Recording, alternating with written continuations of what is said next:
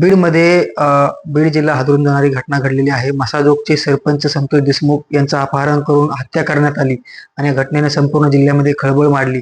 मात्र बीड पोलिसांनी ॲक्शन मोडवरती येत मोठं पाऊल उचललेलं आहे. अद्यापपर्यंत 3 आरोपींना अटक करण्यात आली आहे. त्याचबरोबर ज्या अपहरणामध्ये जी कारपीट वापरण्यात आली ती देखील ताब्यात घेण्यात आलेली आहे.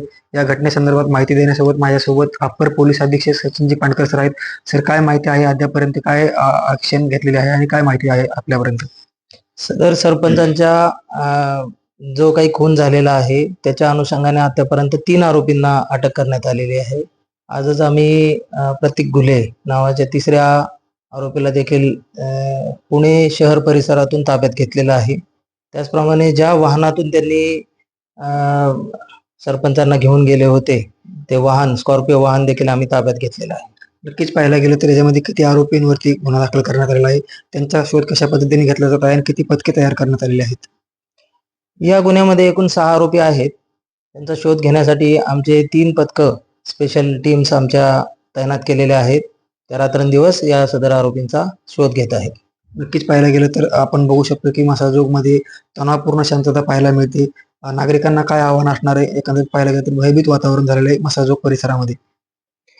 कालच माननीय पोलीस अधीक्षक यांनी देखील मसाजोग येथे घटनास्थळाला भेट दिली. सर्वसामान्य तेथील जे नागरिक आहेत यांच्याशी देखील चर्चा केली आणि त्यांच्या ज्या काही कायदेशीर मागण्या होत्या त्यातील बऱ्याचशा मागण्या मान्य झालेल्या आहेत.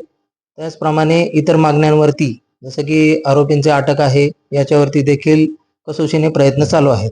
नक्कीच काय नागरिकांना काय आव्हान असणार आहे तुमचं? एकंदरीत पाहायला गेलं तर शांततेसाठी काय आव्हान कराल? ज्याप्रमाणे पोलीस यंत्रणेने नागरिकांना दिलेली आश्वासनं पूर्ण करीत आहेत त्यावरून नागरिकांना असे आवाहन करतो की त्यांनी संयम बाळगावा. त्याचप्रमाणे त्यांनी शांतता राखावी जेणेकरून पोलीस यंत्रणेला देखील व्यवस्थित काम करता येईल आणि त्यांच्या अपेक्षा पूर्ण करता येतील. नक्कीच हे होते अप्पर पोलीस अधीक्षक सचिनजी पाणकर सर. एकंदरीत पाहायला गेलं तर अद्यापपर्यंत 3 आरोपींना अटक करण्यात आलेली आहे. त्याचबरोबर अपहरणातील जी स्कॉर्पिओ आहे ती देखील ताब्यात घेण्यात आलेली आहे. पोलीस आपलं काम करीत आहेत. नागरिकांनी सहकार्य करावे आणि शांतता राखावी असे देखील आश्वासन या ठिकाणी अपेक्षा सचिन पाणकर सर यांनी व्यक्त केलेली आहे. मुंबई तकसाठी योगेश काशीद, बीड.